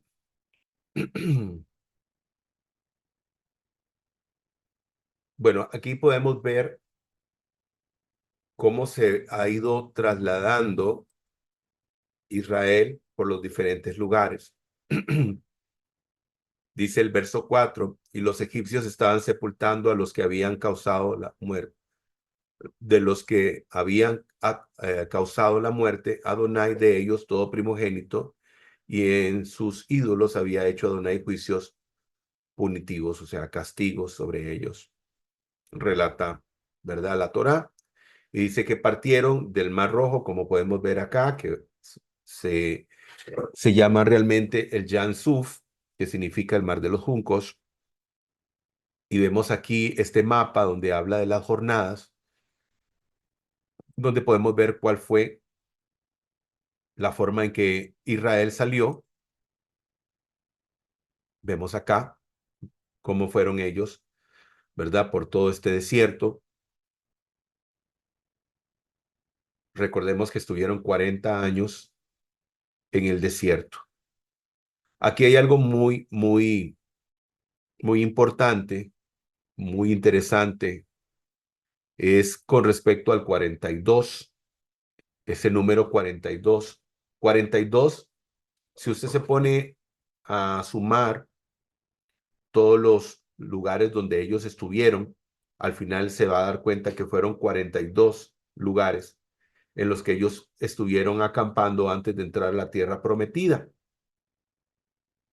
Y lo interesante de esto es que cuando uno lee el nombre de Eye, Asher Eye, y pone Eye 2 veces, que significa seré, suma precisamente 42. O sea, usted pone Eye 2 veces, y Eye, como puede ver aquí al lado derecho de su pantalla, tenemos la letra Aleph, la letra Hei, la letra Yud y la letra Hei. Y ellas, Aleph vale 1, Hei vale 5, Yud vale 10, Hei vale 5. Por lo tanto, una palabra Eye significa, o su valor es 21, y nuevamente su valor 21.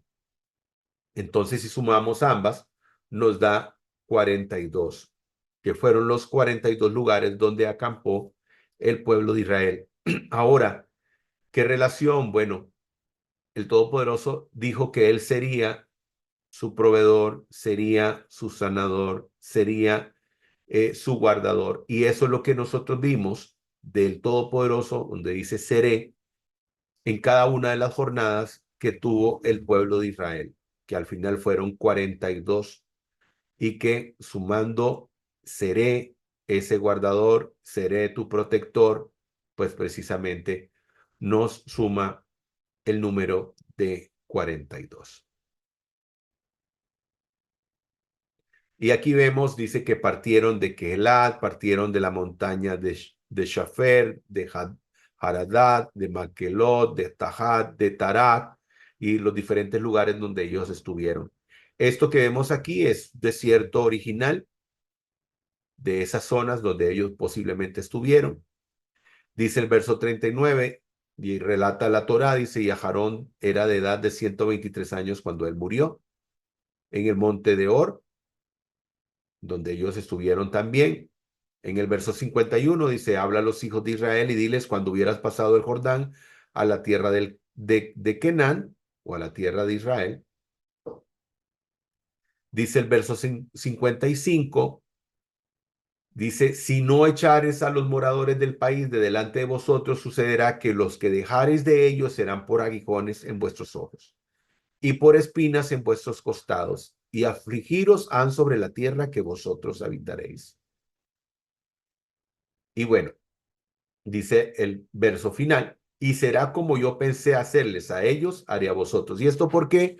Por no hacer lo correcto, por no ser diligentes como el Todopoderoso estableció. Aquí yo traigo un pasaje de referencia. Y aquí hay algo muy verídico, muy cierto. Con el enemigo no se puede negociar. Algunas personas, y hago este comentario respecto a lo que ha estado ocurriendo actualmente con la situación de la guerra de Israel contra estos grupos terroristas.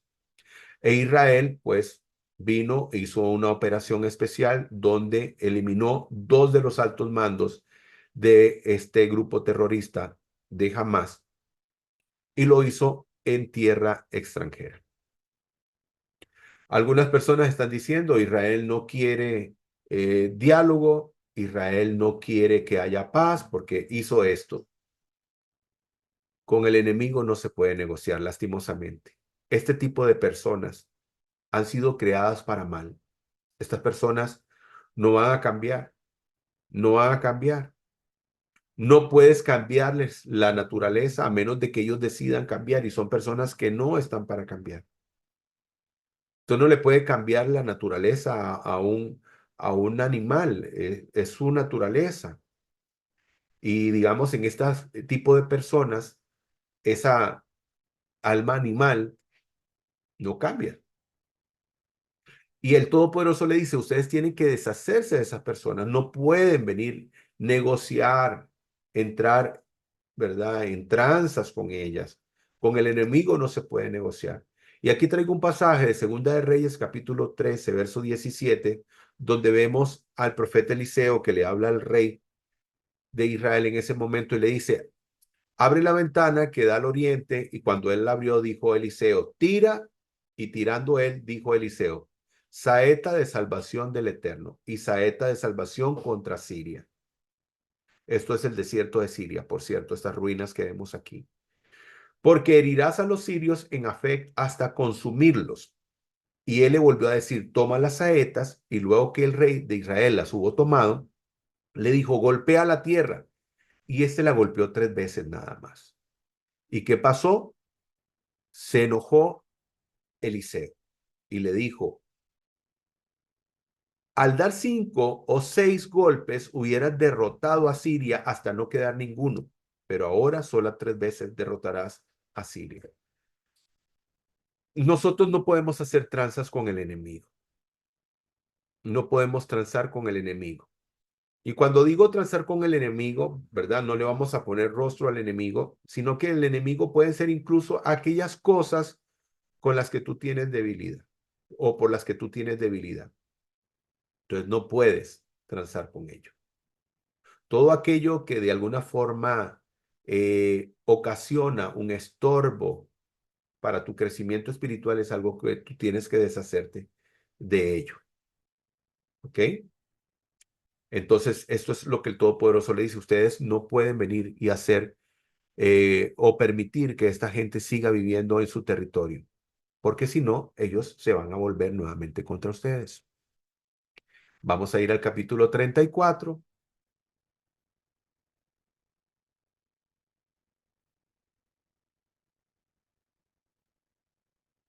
Adonai le dijo a Moshe que diera esta orden a los hijos de Israel. Cuando entren en la tierra de Canaán, se volverá la tierra de ustedes, para pasar como herencia. La tierra de Canaán, como es definida por sus fronteras. Su porción sur se extenderá desde el desierto Sin, cerca de la frontera de Edom. El término este de su frontera sur está al extremo del Mar Muerto. Desde allí su frontera gira, va hacia el sur desde el ascenso a Crabim y pasa de allí a Sin. De allí va hacia el sur a Kadesh Barnea, sigue a Atzar Adar y de allí a Atzmón. Entonces la frontera gira y va desde Atzmón hacia el Vadi de Mizraim y junto a él hasta el mar. Su frontera oeste será el Gran Mar. Su frontera norte será como sigue. Del Gran Mar marquen una línea hacia el monte Or y del monte Or marquen una línea hacia la entrada de Hamat. La frontera sigue hacia Sedat. Entonces, la frontera va hacia Sifrón y finalmente a Hatzar Einan. Esta es su frontera norte. Para la frontera este, marquen una línea desde Hatzar Enan hasta Shefam. Entonces, la frontera desciende de Shefam hasta Ribal, al este de Ayin, luego hacia abajo hasta que choque con la elevación este del lago Kinneret. Desde allí desciende por el río Jardén hasta que siga hasta el Mar Muerto. Estas serán las fronteras de su tierra. Moshe dio esta orden a los hijos de Israel. Esta es la tierra en la cual recibirán las herencias por suertes, cual Adonai ha ordenado dar a las 9 tribus y a la media tribu. La tribu de los hijos de Rubén ya había recibido la tierra para herencia conforme a sus clanes, y así también los hijos de Gad y la media tribu de Menashe. Estas 2 y media tribus han recibido su herencia en este lado del Jardín, del otro lado de Jericó y al este hacia la salida del sol. Adonai dijo a Moshe: estos son los nombres de los hombres que tomarán posesión de la tierra por ustedes: Eleazar el Cohen y Yahoshua el hijo de Nun. También nombren un jefe de cada tribu para que tome posesión de la tierra. Los nombres de esos hombres son: de la tribu de Yehudá, Caleb el hijo de Jefunei; de la tribu de los hijos de Shimeón, Shmuel el hijo de Amihud; de la tribu de Benjamín, Elidad el hijo de Quislón; de la tribu de los hijos de Dan, un príncipe, Buki el hijo de Jogli; de los hijos de Joseph, de la tribu de los hijos de Menashe, un príncipe, Eniel el hijo de Ephod; de la tribu de los hijos de Efraín, un príncipe, Kemuel el hijo de Shiftán; de la tribu de los hijos de Zebulún, un príncipe, Elzafán el hijo de Parnach; de la tribu de los hijos de Yisahar, un príncipe, Paltiel el hijo de Asán; de la tribu de los hijos de Asher, un príncipe, Ahihud el hijo de Shlomi; de la tribu de los hijos de Naftali, un príncipe, Pedael el hijo de Amihud. Estos son los que Adonai ordenó dividir la herencia entre los hijos de Israel en la tierra de Canaán. Amén.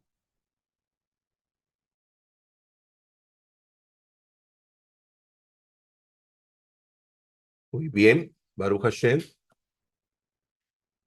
Dice, habló Adonai a Moshe diciendo, ordena a los hijos de Israel y estos, pues vosotros vais a venir a la tierra de Canaán. Esta es la tierra que os caerá a vosotros en herencia, la tierra de Canaán con sus fronteras. Y vemos ahí la distribución, cómo fueron distribuidas los límites de la tierra de Israel, como pudimos leer en los pasajes, donde dice, y bajará la frontera desde Shefán, leyendo el 11, hasta Ribla, al este de Jaim, y descenderá la frontera y tocará la saliente del mar de Kinneret por el este.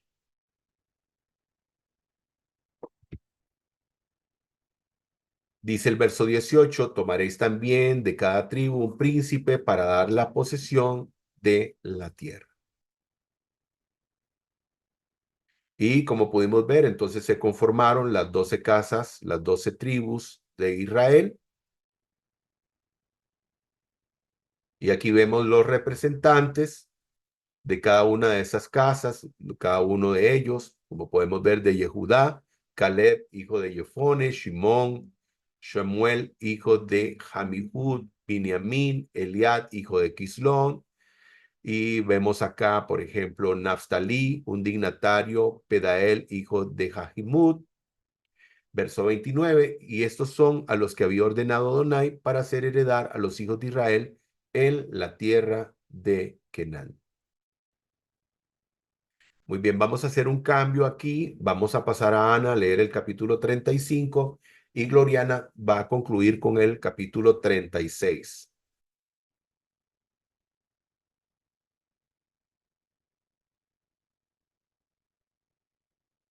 Ciudades levíticas y ciudades de refugio. Habló Adonai a Moisés en las llanuras de Moab, junto al Jordán, frente a Jericó, diciendo: ordena a los hijos de Israel que de su herencia en propiedad den a los levitas ciudades en que puedan habitar. Y entregaréis también a los levitas los pastizales de las ciudades en torno a ellas. Las ciudades les servirán de morada y los pastizales serán para su ganado, para sus animales domésticos y para todas sus bestias.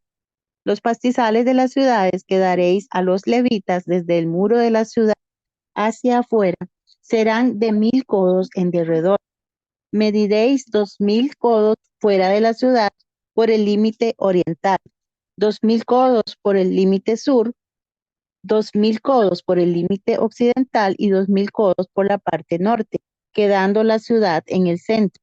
Esto será de ellos como pastizales para las ciudades. De las ciudades que habéis de dar a los levitas, 6 ciudades serán de refugio, las cuales daréis para que se refugie allá el homicida, y además de ellas daréis 42 ciudades. Todas las ciudades que daréis a los levitas serán 48, junto con sus pastizales. Las ciudades que daréis provendrán de la propiedad de los hijos de Israel. Del que tiene mucho tomaréis mucho, y del que tiene poco tomaréis poco. Cada uno cederá de sus ciudades para los levitas en proporción de la propiedad que haya heredado. Luego Adonai habló a Moisés diciendo: habla a los hijos de Israel y diles: cuando hayáis pasado el Jordán hacia la tierra de Canaán, os escogeréis ciudades que serán para vosotros ciudades de asilo, a donde pueda refugiarse el homicida que mate a algunos sin intención. Tales ciudades os servirán de refugio frente al vengador, y así el homicida no morirá antes de presentarse a juicio ante la asamblea. Así pues, de las ciudades que daréis, tendréis 6 ciudades de refugio. Estableceréis 3 ciudades a este lado del Jordán y otras 3 ciudades en la tierra de Canaán, las cuales serán ciudades de refugio. Estas 6 ciudades serán para refugio a los hijos de Israel, al extranjero y al que resida entre vosotros, para que allá se refugie todo el que mate a otro sin intención. Pero si lo golpea con instrumento de hierro y muere, es asesino. El asesino será muerto irremisiblemente. Si lo golpea piedra en mano con que puede matar y muere, es un asesino. El asesino será muerto irremisiblemente. Si lo golpea con un instrumento de madera en la mano que pueda matar y muere, es un asesino. El asesino será muerto irremisiblemente. El vengador de la sangre, él mismo matará al asesino. En el momento en que lo encuentre, lo matará. Y si por odio lo empuja o lanza algo contra él deliberadamente y muere, o si por enemistad lo golpea con el puño y muere, el agresor será muerto sin remisión. Es asesino, y el vengador de la sangre matará al asesino cuando lo encuentre. Pero si casualmente, sin enemistad, lo empuja o lanza sobre él cualquier objeto sin premeditación, o bien sin verlo, hace caer sobre él alguna piedra por la que pueda causar la muerte y muere, no siendo su enemigo ni procurando su mal, entonces la asamblea juzgará entre el que ha herido y el vengador de la sangre según estas leyes. Así la asamblea librará al homicida de la mano del vengador de la sangre, y la asamblea hará que vuelva a su ciudad de refugio, donde se había refugiado, y allí habitará hasta la muerte del sumo sacerdote, a quien se ungió con el aceite del santuario. Pero si el homicida sale fuera del límite de su ciudad de refugio, a donde se había refugiado, y el vengador de la sangre lo encuentra fuera del límite de su ciudad de refugio, y el vengador de la sangre mata al homicida, no será culpable de sangre, pues aquel debió habitar en su ciudad de refugio hasta que hubiera muerto el sumo sacerdote. Solo después de la muerte del sumo sacerdote, el homicida podrá regresar a la tierra de su propiedad. Estas cosas os serán por estatuto de juicio en vuestras generaciones venideras, en todos vuestros asentamientos. Cualquiera que mate a alguno por el testimonio de testigos se hará morir al homicida, pero el testimonio de un solo testigo no bastará para que una persona muera. No aceptaréis rescate por la vida del homicida, porque es culpable de muerte, será muerto irremisiblemente. No aceptaréis rescate del que, habiéndose asilado en su ciudad de refugio, vuelve para habitar en su tierra antes de la muerte del sacerdote. no profanaréis la tierra en la cual estáis, porque la sangre profana la tierra y la tierra no será expiada de la sangre que fue derramada en ella, excepto por la sangre del que la derramó. No contaminarás la tierra donde vosotros habitáis, en medio de la cual yo habito, porque yo, Adonai, habito en medio de los hijos de Israel. Baruch Hashem. Muy bien. Aquí vemos que se establecieron, dice, ordena a los hijos de Israel que den a los levín, a los levitas, herencia para su posesión, ciudades para habitar y ejidos para las ciudades en su derredor, y habréis de dar a los levitas, a los levín. Vemos acá que se establecieron ciudades de refugio. Y las ciudades que habéis de dar a los levín serán 6 ciudades de refugio, las que dispondréis para huir ahí el homicida, y agregado a ellas habréis de dar 42 ciudades. Todas las ciudades que habréis de dar a los levín, 48 ciudades y sus ejidos. Y entonces pudimos ver las diferentes causas de muerte y sus juicios, donde podemos ver, por ejemplo, en el verso 20, si con odio lo empujare y arrojare sobre él con acecho y muriere, entonces esta persona es un asesino. Si con imprevisión, sin enemistad, lo hubiera empujado o hubiera arrojado sobre cualquier objeto sin acecho, o cualquier piedra que pueda causar la muerte con ella sin ver, hizo caer sobre él y murió, pero no era su enemigo ni buscaba su mal. Dice que todos estos tipos, todos estos aspectos se tenían que analizar para ver si esta persona era reo de muerte o no. Si había habido ese deseo de poder venir y causarle este daño a esta persona. Dice el verso 24, habrá de juzgar la asamblea entre el agresor y entre el redentor de la sangre según estas leyes. Entonces se tenía que establecer si esta persona realmente había querido dañar o había sido un hecho fortuito. Aquí podemos ver donde dice, el vengador te persigue, vemos esta imagen, corre, quédate y estarás a salvo. ¿Qué ocurría acá? Bueno, resulta que la asamblea tenía que revisar la situación. Se tenía que juzgar a esta persona que había provocado la muerte. Se tenía que saber cuáles eran las intenciones de esta persona, si realmente había una enemistad entre ellos o fue una situación que se dio y que no hubo culpa de esta persona. Entonces, la asamblea tenía que analizar todas estas situaciones. La persona que había dado muerte a esta persona sin el deseo de causarle un daño, iba a estas ciudades de refugio y él se quedaba ahí hasta que fuera juzgado.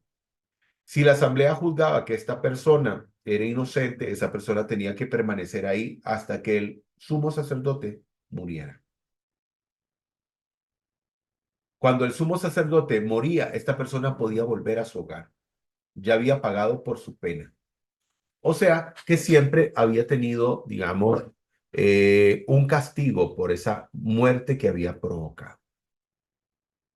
Pero si en todo caso habían testigos de que esta persona había hecho eso con el deseo de quitarle la vida, o se llegaba a esa conclusión, entonces esa persona sí tenía que morir.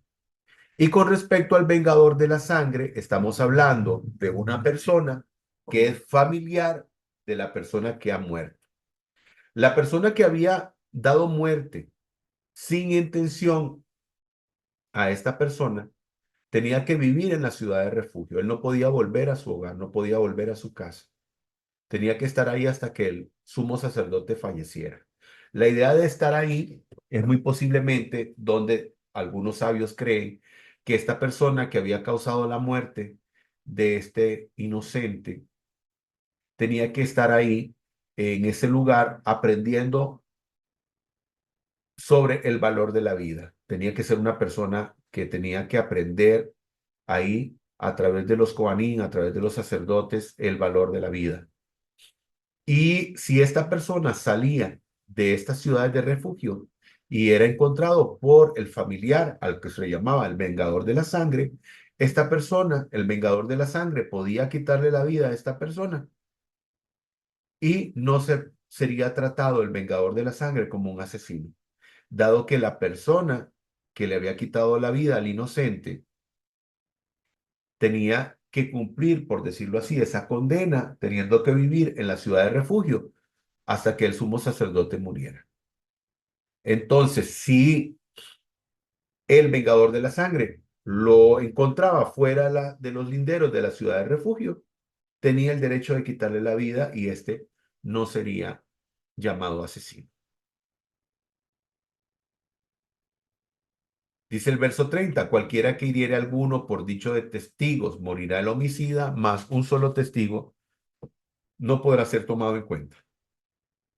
Ahora, estas personas que venían y declaraban que esta persona había quitado la vida a este inocente y que lo había hecho porque esa era la intención, podemos decir que estas personas cuando daban ese juicio, la sangre del que iba a morir recaía sobre sus cabezas también, porque ellos, a través de su testimonio, también estaban quitándole la vida a esta persona.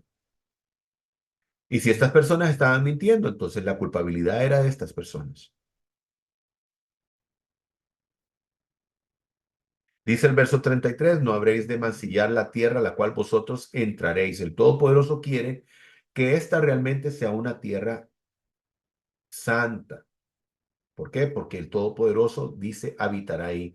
No impurificarás la tierra la que vosotros habitáis en ella, en la cual yo resido en medio de ella, ya que yo soy Adonai que reside en medio de los hijos de Israel.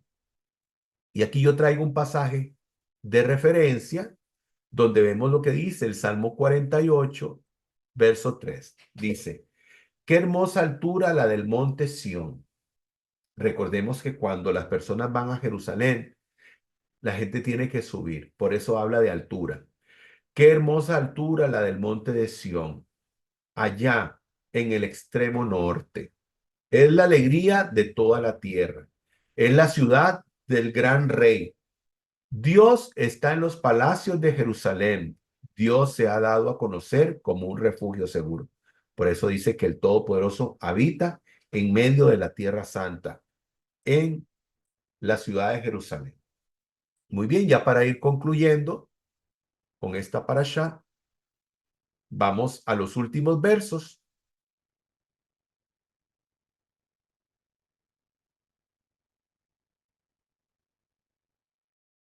Acerca del matrimonio de las herederas.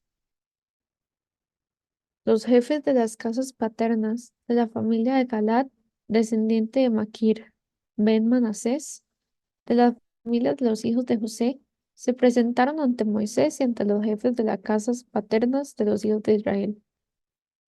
Y dijeron, Adonai ordenó mi señor que reparta la tierra por suerte a los hijos de Israel.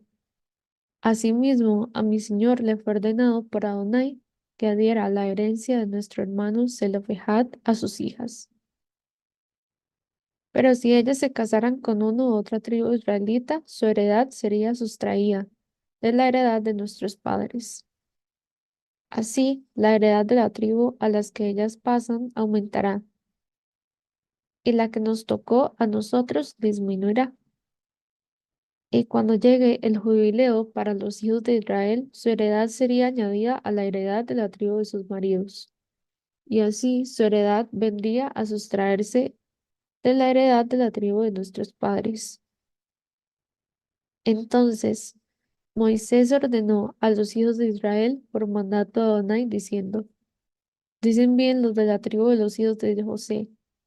Esto es lo que ha ordenado Adonai respecto a las hijas de Zelofehad, a saber, cásense con quien ellas quieran, con tal que se casen dentro de la familia de la tribu de su padre, para que no ande rodando la herencia a los hijos de Israel de tribu en tribu, sino que los hijos de Israel conserven cada uno la heredad de la tribu de sus padres.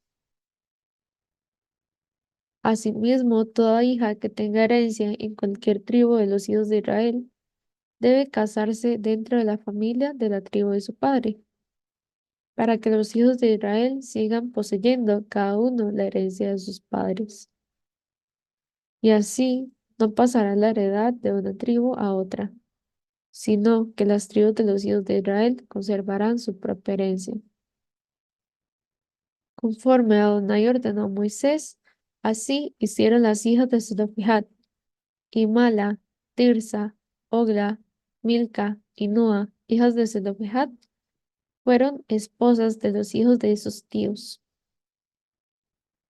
Fueron esposas la familia de los hijos de Manasés, Ben José, y la heredad de ellas quedó en la tribu de la familia de su padre. Estos son los mandamientos y decretos que Adonai ordenó por medio de Moisés a los hijos de Israel en las llanuras de Moab, junto a Jordán, frente a Jericó. Amén. Como podemos ver, aquí está hablando sobre el tema de las herencias y la posesión de la tierra. La intención y esto que expusieron delante de Moisés era algo correcto. Ya se había dado algo con las hijas de Zelofehad, donde se había dicho, bueno, que ellas obtuvieron herencia porque no tenían hermanos, y entonces le fue dada herencia. Aquí lo que se pretende es que entonces la tierra siempre quede en posesión de cada una de las tribus, porque en el caso de que ellas hubieran obtenido la herencia de sus padres o la herencia de su padre, y ellas se casaban con otra tribu que no era la de ellos, entonces, ¿qué ocurría? La herencia de las tierras pasaba a otra tribu. Por lo tanto, iba a irse mermando la situación de la herencia, y entonces unos iban a acabar con más tierra y otros con menos.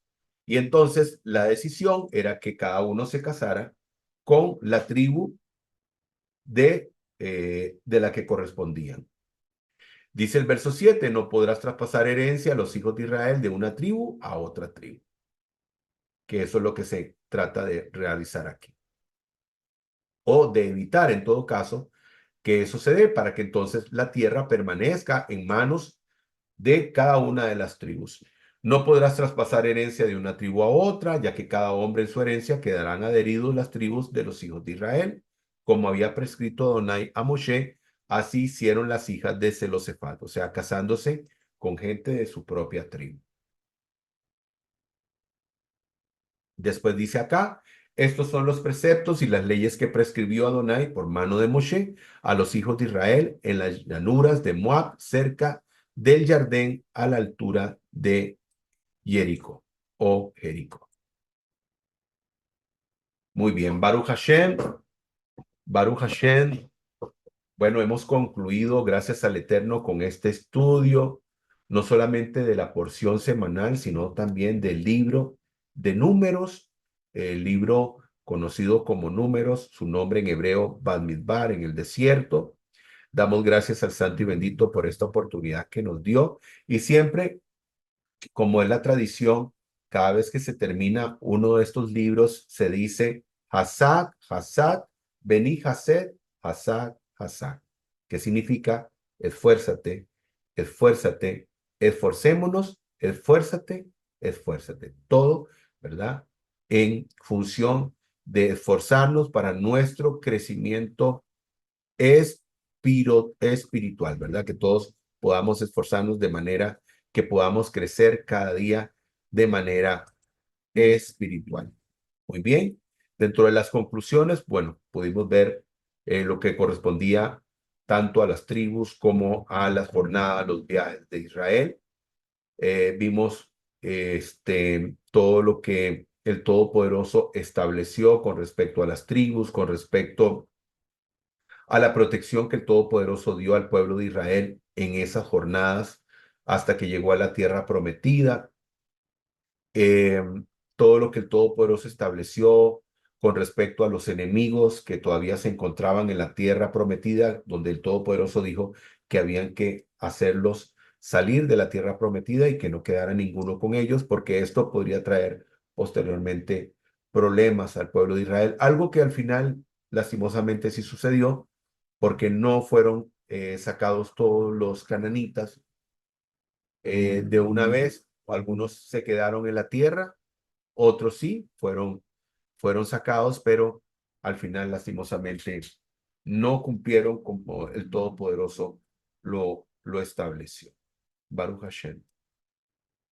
Damos gracias al Santo y Bendito nuevamente por esta oportunidad que nos dio y desearles a todos ustedes una feliz semana. Shavua Tov, dice Proverbios 2:6, porque Hashem, el Eterno, da la sabiduría y de su boca viene el conocimiento y la inteligencia. Por eso es que nos esforzamos en poder escudriñar, aprender de su palabra, precisamente para que podamos adquirir sabiduría, conocimiento e inteligencia. Bueno, muchísimas gracias a todos por habernos acompañado en este estudio. Les deseamos a todos ustedes una feliz semana y si el Eterno lo permite, estaremos con alegría, con gran expectativa la próxima semana en nuestro estudio de un nuevo libro, del último libro de la Torá, del libro de Devarim. Si el Eterno lo permite, será hasta nuestro próximo estudio.